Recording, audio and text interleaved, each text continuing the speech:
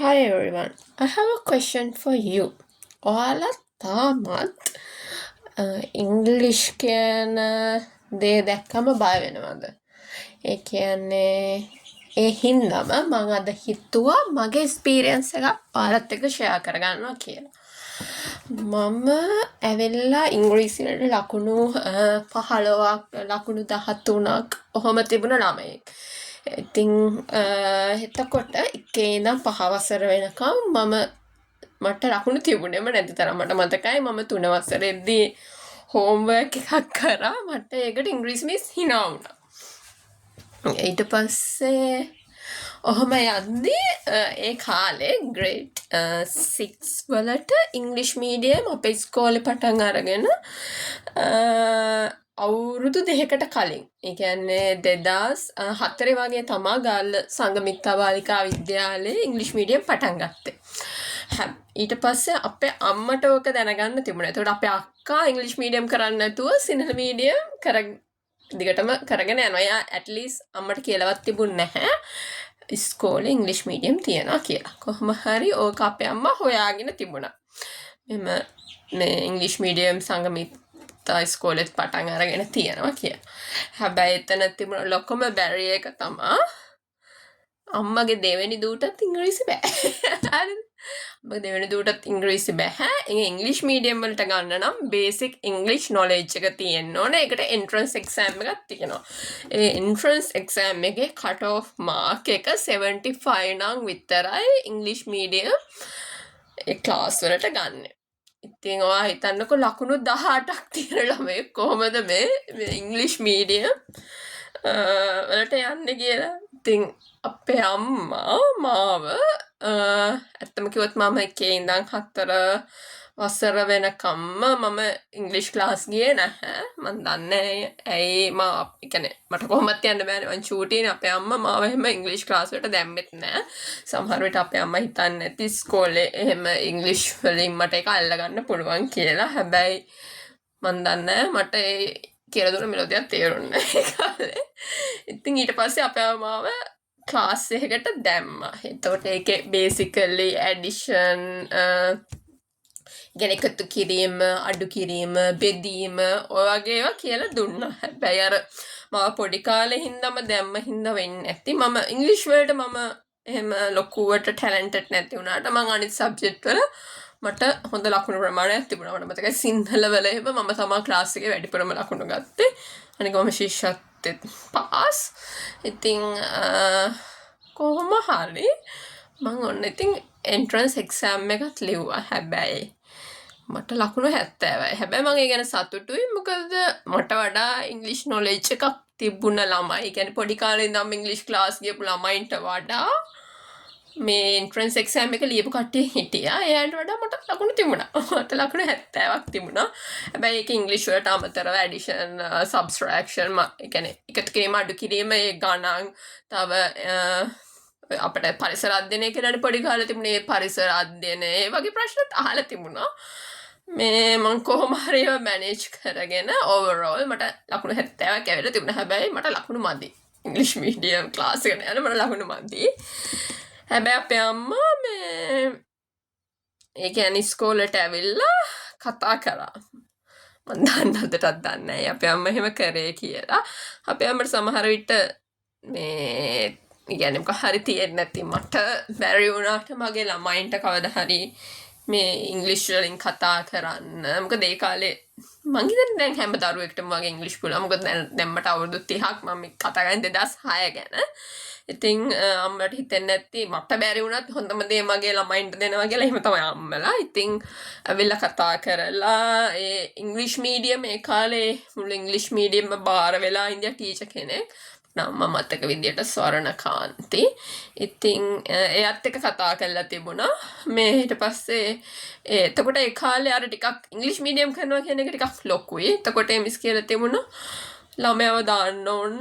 එතකොට දැන් English medium මං කරන්න ගිහිල්ලා මං ඒක කියන්නේ මොකක් හරි වෙලා මම මැදක් හරියදී නැවතුනොත් එතකොට අර ඉගෙනීම කඩාකප්පල් වුණා වගේනේ. මොකද එතකොට මට දැන් එයාලා කට් ඔෆ් මාක් එක 75 වලට තමයි හදලා තිබුණේ. එතකොට මට 70. එතකොට අම්මට කියලා තිබුණා ඔයා ළමයාගේ අධ්‍යාපනය ගැන ඔයා ගැන ෆුල් රෙස්පොන්සිබිලිටි එක ගන්න ඕන. ඉස්කෝලෙන් ළමයාගේ ලකුණු ඒව ගැන මුකුත් රෙස්පොන්සිබිලිටි එක ගන්න නැහැ කියලා අපේ අම්මා හරිම රෙස්පොන්සිබිලිටි එක ගන්නවා කියලා ලියුමකුත් ලියලා දුන්නා.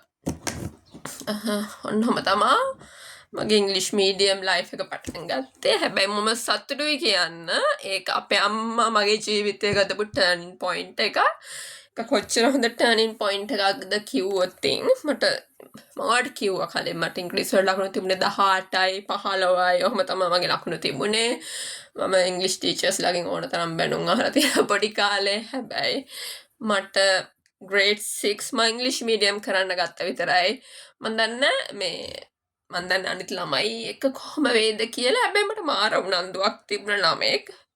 මම 6 මට මතකයි පටන් අරගෙන ටික දවසක් යනකම් ඔය හැබැයි එහෙම කරන්න හොඳ නැහැ. මොකද මං අද ඉන්න තත්ත්වෙත් එක්ක මට මතකයි ටීචර්ස්ලා පොඩ්ඩක් nyos ගෑවා. හැබැයි ආසර දෙවනි වාරෙන්දම මට ඉංග්‍රීසි මීඩියම් වලට ඒ කියන්නේ ඉංග්ලිෂ් වලට 75ට වැඩියෙන් තිබුණා. මට මතකයි අනිත් සබ්ජෙක්ට් වලටත් මට ගොඩක් හොඳට ලකුණු තිබුණා. මට මතකයි ලකුණු අඩු වුණේ මේ මට සෞන්දර්ය කියන විෂයට. මොකද මට නටන්න සින්දු කියන්න පොඩ්ඩක් මට ඒ පැත්ත බෑ. සතුටුයි කියන්න. ඊට පස්සේ මට දිගටම හොඳටම ලකුණු තිබුණා. ඒ කියන්නේ මට මතකයි සයන්ස් මැත්ස් ඒ ඔක්කොම ඉංග්ලිෂ් වලින් තිබුණේ. බුද්ධාගම සිංහල ඒ කාලේ අපිට ඉතිහාසෙත් ඉංග්ලිෂ් වලින් තිබුණේ. මට මතකයි මං grade 7 වෙද්දී කියන්නේ මම 7 වසරේ වෙද්දී මට ඉතිහාසෙට 100ම තිබුණා. ඔයාලා හිතන්න ඒ කාලේ ඉතිහාසය තිබුණේ ඉංග්ලිෂ් වලින්. දැන් නේ ඉතිහාසය සිංහලෙන් මැන්ඩේටරි කරලා තියෙන්නේ, අනිවාර්ය කරලා තියෙන්නේ. ඒ වගේම මට සෞඛ්‍යත් මම ඉංග්ලිෂ් වලින් කරේ. සෞඛ්‍ය වලට මට සෙක්ෂන් එකේ වැඩිපුරම ලකුණු තිබුණේ මට. ඊට පස්සේ මම 7 වසරේ අපේ අර වාර ඔක්කොම එකතු කරලා දෙනවා මේ මෙරිට් එහෙම අර වර්ෂයේ අවසාන තෑග ප්‍රදාන උත්සවය. ඒකේ මම තෑග්ගක් පවා ගත්තා. ඔහොම මම 11 වසරට වෙනකම්ම මම ඉංග්‍රීසි මීඩියම් කරා. ඒක ඒ මගේ ආభాසෙත් එක්කම මගේ නංගි මල්ලි මම හිතනවා ඒ කට්ටියන්ට හොඳ ඒ කියන්නේ මොටිවේෂන් එකක් වුණා. followed by ඊට පස්සේ දෙන්නත් ඉංග්‍රීසි මීඩියම් කරා. මේ මම අම්මට ඉඳන් පොඩි කාලේ ඉඳන් මේ දෙන්න ඉංග්‍රීසි මීඩියම් දාන්න. අපේ අම්මා මන් දිහා බලලා හරි දෙන 2002 2004 මම 95. ඉතින් අපේ අම්මා එදා ගතපු තීරණේ හින්දා මම අද මේ තත්ත්වේ ඉන්නවා. ඊට පස්සේ මම මගේ කැරියර් එක ශ්‍රී ලංකන් එයාර්ලයින් වලට ජොයින් වුණා. ඉතින් ශ්‍රී ලංකන් එයාර්ලයින් වලට ජොයින් වෙන්නත් ඔයාලා දන්නවා ඉංග්‍රීසි කියන්නේ අනිවාර්ය සාධකයක්. ඉතින් ඊට පස්සේ මම මගේ සර්ටිෆිකට් කෝස් එක, හයි නැෂනල් ඩිප්ලෝමා එක, මගේ ඩිග්‍රී එක, මගේ මාස්ටර්ස් එක මේ ඔක්කොම ඉංග්‍රීසි වලින් කරේ. මං ශ්‍රී ලංකන් එයාර්ලයින් එකෙන් අස් වෙන කලින් මං ශ්‍රී ලංකන් එයාර්ලයින් එකේ සුපර්වයිසර් කෙනෙක් විදිහට ප්‍රොමෝට් වෙලා තමයි අයින් උනේ. ඉතින් ඊට පස්සේ මම දැන් ඉන්න තැන කිව්වොත් මම දැන් ඉන්නේ නිව්සීලන්ඩ් වල. ඉතින් නිව්සීලන්ඩ් වල මම දැන් ස්ටඩීස් මගේ මාස්ටර්ස් එක ඉවර කරලා තියෙනවා. ඉතින් ඔයාලා හිතන්න ලකුණු 15ක් ගතපු ළමයෙක් අන්තිමේදී ලංකාවේ ශ්‍රී ලංකන් එයාර්ලයින් එකේ සුපර්වයිසර් කෙනෙක් වෙලා දැන් නිව්සීලන්ඩ් මාස්ටර් එකක් කරන්නම ඉංග්‍රීසි දැනුම කොච්චර දියුණු කරගන්න නැද්ද? ඉතින් ඔයාගේ දරුවගේ අධ්‍යාපනයට ඔයාලා තමයි පේරන්ට්ස්ලා විදියට ටර්නින් පොයින්ට් එක ඔයාලා ගන්න, රික්ස් එකක් ගන්න. ළමයාට උදව් කරන්න. මොකද ඒක දෙමව්පියන්ගේ යුතුකමක්. මගේ ළමයාට බෑ ලකුණු 15යි තියෙන මගේ ළමයා කොහොමද ඉංග්‍රීසි මීඩියම් කළා සර්වයිව් වෙන්නේ? අම්මෝ මට බෑ. එහෙම කියලා අපේ අම්මා එදා හිතුවා නම් එහෙනම් මගේ පස්සේ නංගිත් මල්ලිත් එහෙනම් ඉතින් එහෙම කියන්නේ එයාලා සමහරට අම්මෝ අපේ අක්කලා දෙන්න කළත් නෑ අපි කොහොමද එහෙම කරන්න කියලා හිතන්නේ දියුණා. එහෙම නෑ දැන් අපේ චූටි නංගි චූටි මල්ලි හිතන්නේ ඉතින් අම්මෝ අපේ අක්කා කරා අය අවුරුදු 6කට කලින් කරා නම් අපට ඇයි බැරි. ඉතින් අද වෙද්දි ඉතින් ඉංග්‍රීසි කියන එක හැමෝම වගේ එක නොලෙජ් එකක් හැමෝටම වගේ තියෙනවා. ඉතින් ඔයා අද මගේ වයසේ ළමයි අම්මලා තාත්තලා වෙලා තියෙනවා. ඉතින් පේරන්ට් කෙනෙක් විදියට අද ඉංග්‍රීසි කියන්නේ එනම කොමන් ලැන්ග්වේජ් එකක්. ඉතින් තාමත් ඔයා බය නම් ඉතින් මේ මොටිවේෂන් එක ඔයාට පසුගාමීව හිතන්න නැතුව ළමයාගේ ජීවිතය වෙනුවෙන් ඉස්සරහ වෙනුවෙන් ඔයාලා ඩිසිෂන් එක ගන්න. මම කියන්නේ go for English medium. English කියන්නේ සමහර විට ඔයාලා හිතන ඇති සිංහලෙන් කරත් එකයි ඉංග්ලිෂ් වලින් කරත් එකයි කියලා. හැබැයි ඒක යම්කිසි connecting language එකක් ඔයාලට ඒක advantage point එකක් වෙන්න පුළුවන්. So go for it. Thank you.